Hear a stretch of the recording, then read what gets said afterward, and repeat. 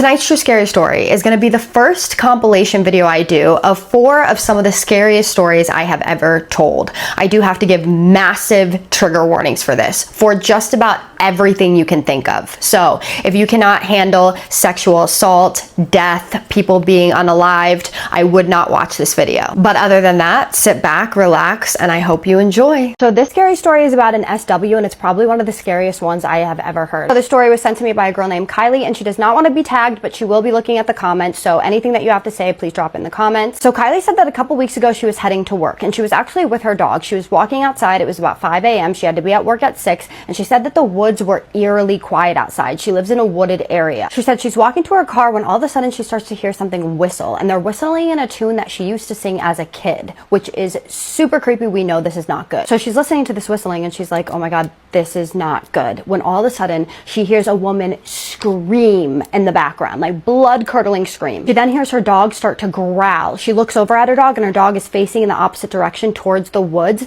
hair on the back of his neck standing up, and he's just growling into the woods. Now, Kylie does not want to look in the direction of the woods because she knows that that's where the sound is coming from, and she knows that if you see it, no, you didn't, and if you hear it, no, you didn't. Now, this is her main rule that she tells everybody about hearing anything in the woods like this. So at this point, she's like, okay, we have to get in the car. Now, it's important to note that her dog is a service animal, so the fact that it is even growling like this is not great. And she said that it actually took a minute to get the dog inside of the car because she knew she needed to get in the car as quickly as possible. She said that as soon as she got in the car and she got the dog settled in, finally stopped growling, she was heating up the car when all of a sudden she looks in her rear view mirror and she sees a person standing behind her car. Now, the person's back is facing towards her, so she can't see anything but the back of this person. And she said that there are a lot of homeless people in this area, and she feels bad for these homeless people, but she obviously needed the person to get out of the way, so she kind of just lightly honked on the horn to get the person to move. So she's waiting for the person to move, and she's looking in her rearview mirror when all of a sudden the person slowly turns around,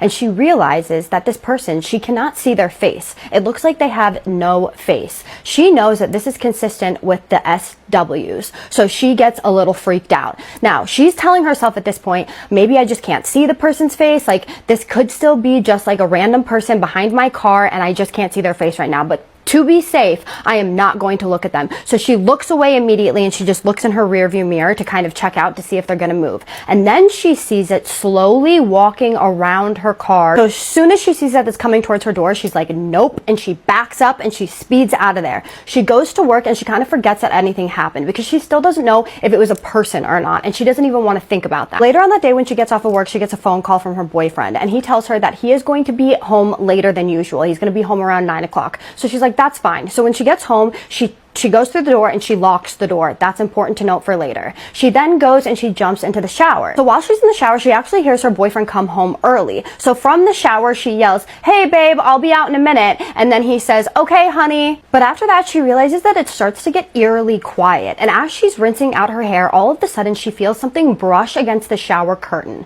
And then she feels it brush again. So it's just going against the shower curtain, brushing inwards, then going backwards, brushing inwards. And then all of a sudden she feels someone like hack at it, like just hit it like that, like over and over again. And she's like, listen, that's not funny. She thinks it's her boyfriend. She's like, that isn't funny. You're scaring me. When all of a sudden the shower curtain encloses on her, and she is now wrapped around the shower curtain. She's freaking out at this point. She's trying to fight back when all of a sudden it just stops. At this point, she's like, oh, hell no. So she's like, I'm getting out of the shower. So she gets out of the shower and she starts drying off. She's drying off. She's looking down for a second. Then she looks back up at the mirror, and all of a sudden she sees someone standing behind her. And that person that is standing behind her is the same person that she saw standing behind her car.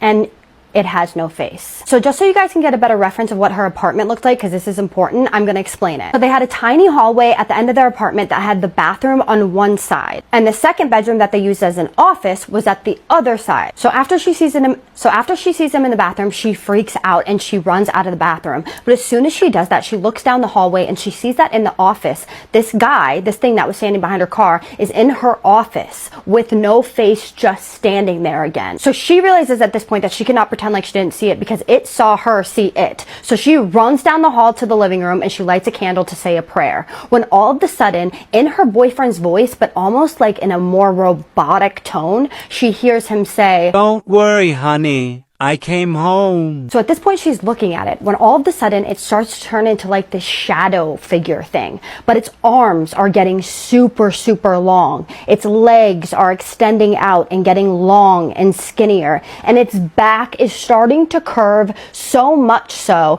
that it is too big for the hallway. It said that it went from an average man-sized to being so tall and lanky that it had to literally crouch down so that its head wouldn't hit the ceiling. So imagine just this tall, crouching, lanky man like this. It then gets down on all fours and starts crawling towards her. Each step and movement she could hear echo in the hallway.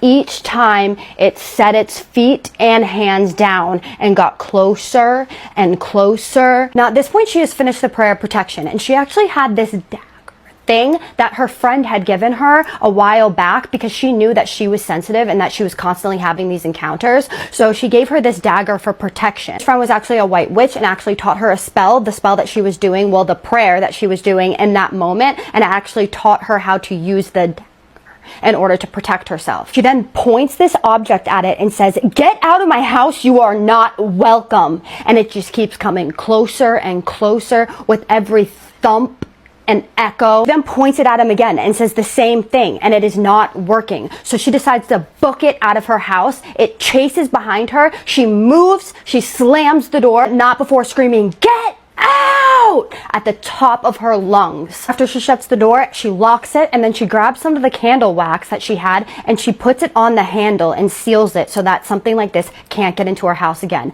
When then she realizes all of a sudden, I just locked the door. Like, I know that I locked it before I got in the shower. So whatever this was literally came through her door because she had acknowledged it in the morning when she had seen it behind her car. Now she ended off this email by saying, "Do not play around with these things. They are so powerful. If you see it, no you didn't. If you hear it, no you didn't. Don't play with Ouija boards. Don't play with spirit boxes. Don't try to contact the spirit world in any way, shape, or form, especially if you are untrained. It is incredibly dangerous." This true scary story has a massive trigger warning, and when I say massive, I mean the biggest trigger warning I have given you guys yet. If you cannot deal with DV or any type of V at all, then please scroll past this. And by the way, this is exactly why you should not play with Ouija boards. So this submitter's name was Sarah, and Sarah was born in the 80s in the state of Virginia. And in the state of Virginia in the 80s, you are not allowed to go to daycare unless you were potty trained. And at the time, she was 6 weeks old, so she obviously was not potty trained yet. So her parents both worked, and so they had to find someone to take her in.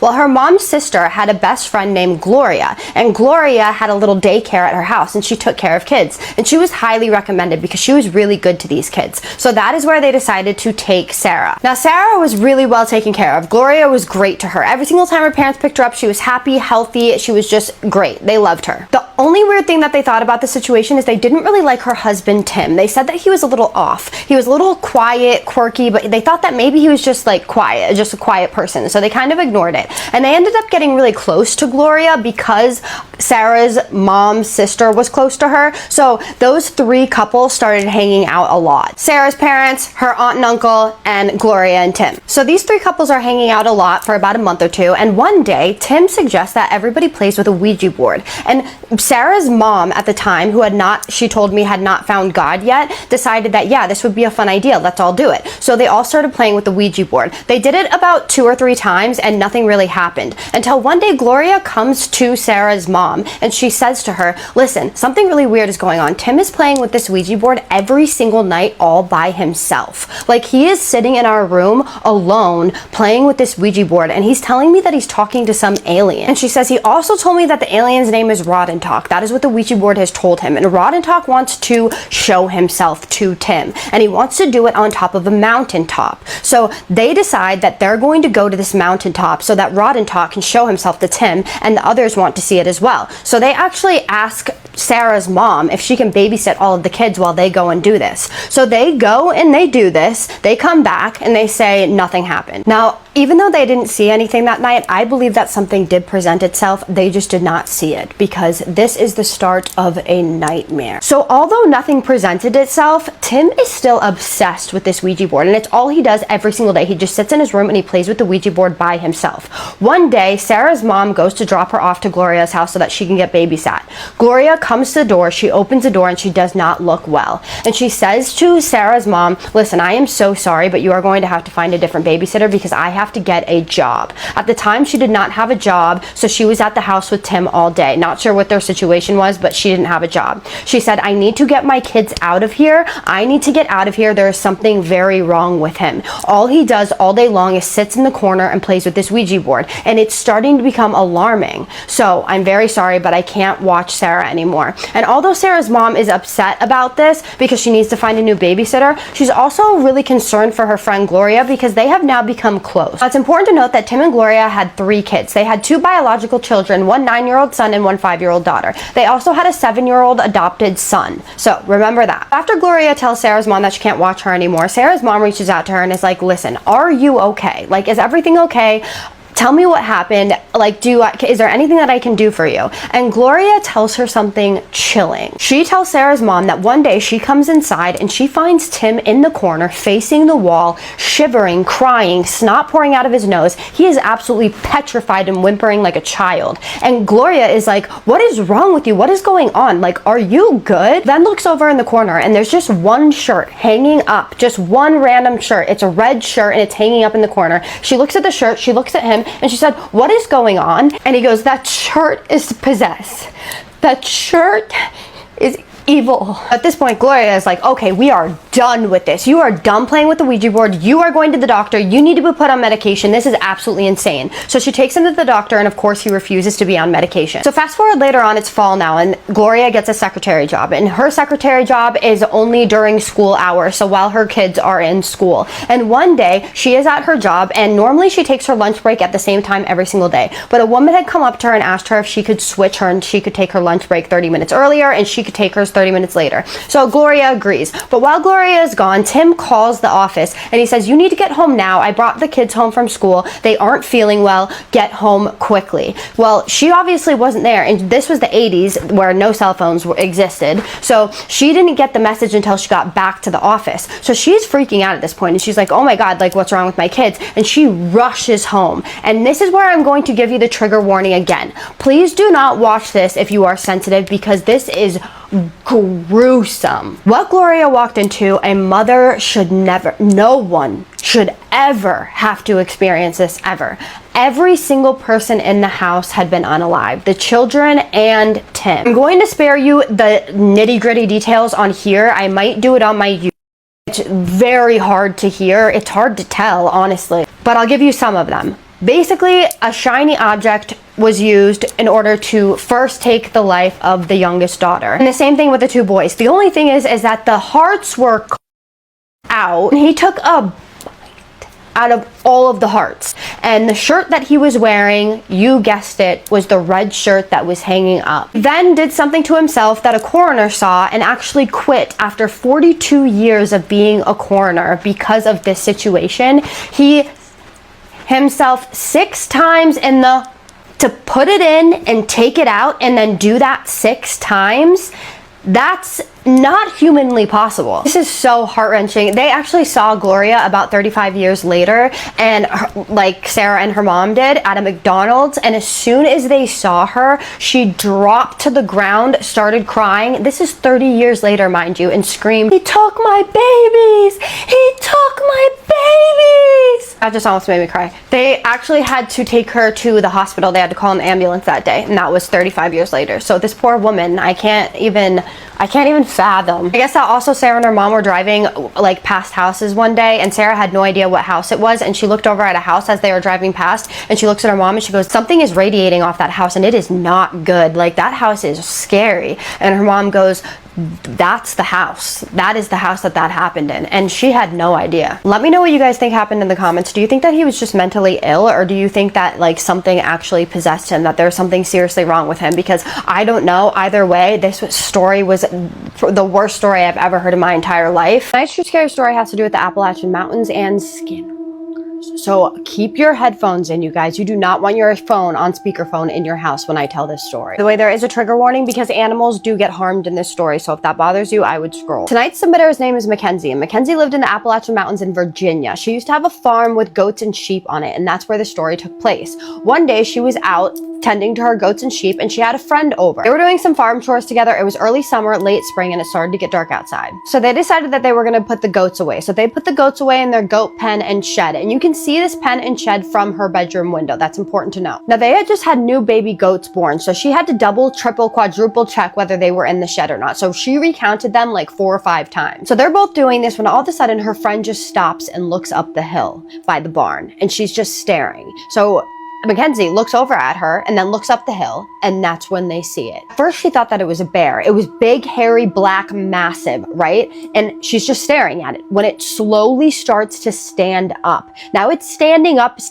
It's so tall that it reaches above the barn, which is about 15 feet tall. So this thing is on its hind leg. She said that its legs were incredibly skinny. Its body, like the top of its body, its arms were very muscular, and it had like this bodybuilder stance. She also said that its face was incredibly long, and it had these long twirly horns, which, by the way, this is not the first time that I've heard about these long twirly horns. It also had these really long, super skinny fingers. Mackenzie is just staring at this thing, and then she looks at her friend, she looks back at the thing, and she just starts screaming. She is feeling pure terror. Her friend immediately put her hands over her mouth and drags her back to the house. And when they get back to the house, her friend looks at her in an incredibly serious manner and says, "Listen, what just happened? We just met a Skinwalker, and you need to go to bed right away. You need to take salt, you need to put it all around your bed, and then you need to go to bed now." So Mackenzie believes her friend because she's like, what the hell did I just see? Nothing else could, like, what else could this possibly be? So she goes into the kitchen, she goes to grab some salt, and her mom is like, "What are you doing?" And she's like, "I'm grabbing salt because I'm pretty sure that I just saw a Skinwalker." And her mom is like, "You're insane. You're not grabbing salt. You're not putting salt all over your floor." Mackenzie's like, "Yes, I am." And she does it sneakily. So she sneaks the salt and she puts it around her bed and she goes to sleep like her friend told her to do. At night, Mackenzie is absolutely terrified. She is really struggling to fall asleep, but she finally does fall asleep. When about an hour later, she wakes up to this screeching sound. It sounds like one of the baby goats or one of the goats is screaming. So she gets really nervous. So she gets up, she grabs a flashlight, and she looks out the window at the shed where they are, and she doesn't see anything. But then she looks a little closer, and what does she see? She sees that creature standing where the baby goats are. She said that when she looked at it with the light, it looked like it had like almost a deer head, and then she starts hearing this melodic humming sound. And she remembers what her friend said, and she's like, "No, F this." So she shuts the window, she grabs the flashlight, she gets back in bed, and she puts the covers over her head. While she's laying in bed, she starts to hear something again, and it's that melodic humming sound, except for it's just getting closer and closer.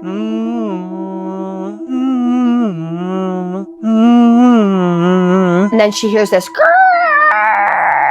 on her window, and then again, and then she hears the window rattling back and forth, like something is like rattling the window. She's terrified at this point, but remember, there's salt around her bed, so eventually it stops. The only problem with this is, though, that salt only protected her. Well, the next night she gets up and she goes to do her chores. When she goes outside and she sees the goat pen, she realizes that something is off.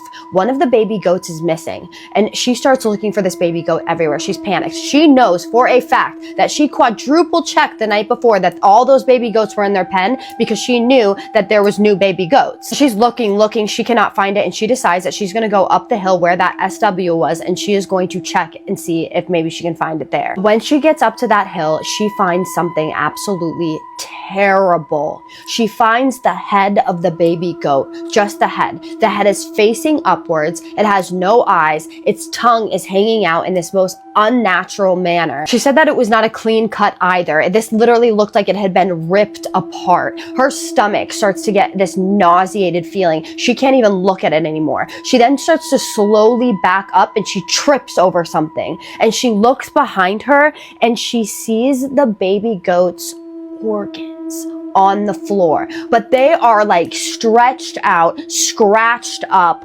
totally deformed. She said it was completely horrific, and she said that the smell was so bad she had never smelled anything like it. She said it wasn't like a normal decomp smell, it was way worse. Something was off about this smell. She also said that the way that this was placed was almost like it was placed for her, like something had left it there for her to find it like this. So she then goes running back to the house, and she goes and tells her dad. She's like, "Dad, this just happened. I found the baby goat's head, and then I stepped over its like freaking out." And her father looks her dead in the eyes and said, "We need to go grab that right now, and we need to bury it now." She said that that was the most scared she had ever seen her father. Literally, the color drained from his face. He looked terrified, and he would not talk about it any further. They buried everything that they found, and they no longer talked about it. Never again. She had actually called her friend and been like, "Listen, this happened to me last night. Did anything crazy happen to you?" And something crazy did happen to the girl. If you guys want to know what that is, drop it in the comments. She said it wasn't as bad, but she didn't specify exactly what it is. But she said that this was the most horrific thing that she had ever experienced in her entire life. My father was killed by a demon on a ghost hunting case, and also another person on his team was also killed, possibly by the same demon. That is the submission title of the story that I'm about to relay to you. Today's submitter's name is Courtney, and her father's name is John, and she said that I could tag her, so she will be tagged in the description. So if you have any comments for her, questions, drop them in the comments. So John, her father, had grown up in a haunted house. He said that during this time that he was living in this haunted house when he was younger, he would hear crashes and banging in the basement, and then he would go down there the next day and nothing would be touched. And his cat would just hiss at random spots in the house for absolutely no reason. Now, he got really sick of this, and he eventually ended up going next door and asking the people next door if anything had happened previously in the house that would have made it haunted. And they said that, in fact, yes, there was an incident. A handyman had been unalived in that house somehow. I'm not sure how it happened, but it did happen. Courtney says that this is how her father started to believe in ghosts, and this is where his interest in ghosts came from and where the ghost hunting started. Now, fast forward to 2008, and he's now handed down a ghost hunting team. So he's working with a mentor at this point, and they're working on cases together, and he's teaching him how to like work around the ghost hunting stuff. He's teaching him all the things that he needs to know. So he mentored him for about 2 years, and around 2010, they picked up a case that would be the most sinister case that they had ever seen. It would ultimately be the case that would take the lives of 2 people. So the case would start out as his family moved into this home, and they started experiencing incredibly sinister things. They were hearing growling at night. The kids were waking up with claw marks all over them. They would also see an apparition of their own grandmother who had passed away, except for she would look like a demon. She would have horns, red eyes, and a black tail.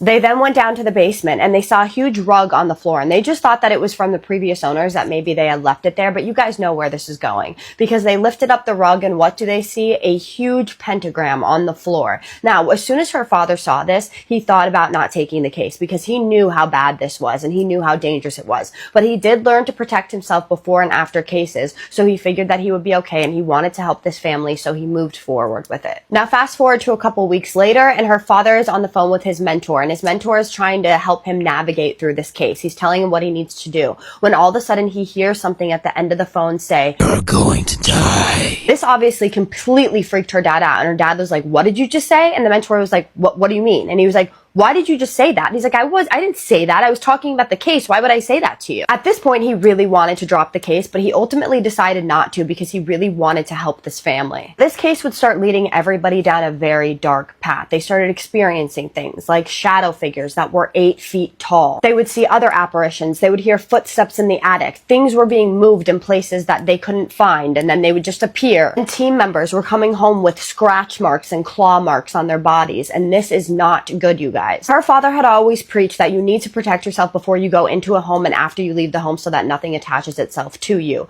But the craziest thing is one of his team members, who also knew that he had to do this, stopped doing this, and his whole personality changed after he saw one apparition. Apparently, his team member had seen an apparition that freaked him out so much that it took a turn for the worse on his mental state. Her father thought that this person was becoming possessed, because he just became a darker person. On top of not being careful before he went in and out of homes, he also turned to substance abuse. He also got divorced from his wife. His wife divorced him because of the substance abuse. He started staying up all hours of the night and sleeping during the day. He was seeing things at night, he said, like literally just going crazy. Now, this all came to a head for him on the ghost hunting team when they found him playing with a Ouija board downstairs in this house, which is insane. Then 2 weeks later, this person passed away in a car accident, and they definitely believe that it had something to do with this demon demon or whatever had attached to itself to her father. Now, the way that her father passes away is way crazier than just a car accident. He was definitely unalived by a demon. About 2 weeks after that phone call that he had gotten where that demon or whatever was on that phone told him that he was going to die, he starts complaining of chest pain and he gets rushed to the emergency room. He said that it felt like someone was sitting on his chest at all times. And when he went to the emergency room, the doctors couldn't find anything wrong with him. So he went home after staying a night in the hospital, but he then decided that this wasn't going away, so he needed to see a Reiki. What she would find is absolutely sinister. She found that a demonic serpent had wrapped itself around his chest and heart, and that she was able to get rid of it and clear it, but she said that it had done so much damage to him already that she didn't know how much longer he was going to live. 2 years later, in 2012, he was having constant dreams and visions of him passing away, and he was terrified. And unfortunately, in September of 2012, he did end up passing away from this. Now, Courtney ended this email by saying, "Is this a coincidence? Maybe," but she wholeheartedly believes that this demon had something to do with his passing and with the other man's passing. You guys, this is exactly why you need to protect yourself at all times, especially if you're going to do things like ghost hunting and deal with demons. You need to know exactly what you are dealing with. Call a demonologist, call a professional. So what did you guys think? First of all, I noticed something. I look so different now than I used to. That is so scary. I made some healthier life choices since I started that account, and I'm just looking at myself like, holy crap, difference is crazy. But with that aside, what did you guys think of these stories? First of all, the one where the children were harmed, I hope that wasn't too much for you guys. That one absolutely terrified me to my core. It's so disturbing. I cannot believe that actually happened. That is shocking to me. The flesh pedestrian one always got me. That one was a wild one. The one where the father dies on the investigation and then someone else dies, that one always got me. What do you think was going on in these stories? Which one did you like the best? Which one do you have questions on? Which one do you want any insight on? Tell me what you guys think of each story, and also let me know if you want me to do this again. So please, like always, drop all your thoughts, opinions in the comments. And with that being said, I'm not going to do my favorite part, which is the shout outs. Page reloading error 404. You are so sweet. Thank you so much for the comment that you left. That was the nicest comment. I appreciate you appreciating my stories. Thank you for complimenting my storytelling style. That means so much to me because I work so hard on these videos. I appreciate you as a supporter. I appreciate you commenting and pushing out my videos and being a part of my little community. It really truly means so much to me, and your kind words really did make my day. So thank you so much, girl. I love you. Bestie Forever 67. You are so cute. Your comment underneath one of my YouTube shorts was so sweet. I appreciate you so much. Thank you for your kind words. Thank you for supporting my page, or my channel, I guess I should say. Thank you for being a part of my little community. I would not have this channel without people like you, and I appreciate you more than you know, and your kind words also made my day. They always do. Whenever I see these comments, I'm just so lucky to have you guys. Thank you so much. I love you. And with that being said, my name is Kaisa, and I tell true scary stories on here every single night, long versions one night and shorts on the next night. Sorry that I've been doing shorts of my longer videos recently. I've been crazy busy. I'm going to try not to do that. I'm going to try to do new stories in my shorts from now on, but just bear with me, guys. So if you're into scary stories that are from submitters, hit that subscribe button so that you can get notified next time I tell a true scary story. And I just need you to do 3 things for me. And what are those? Keep sending me your scary stories. Have a safe night. And what's the third one? Say it with me. Have a spooky night. Love you guys so much. See you in the next one.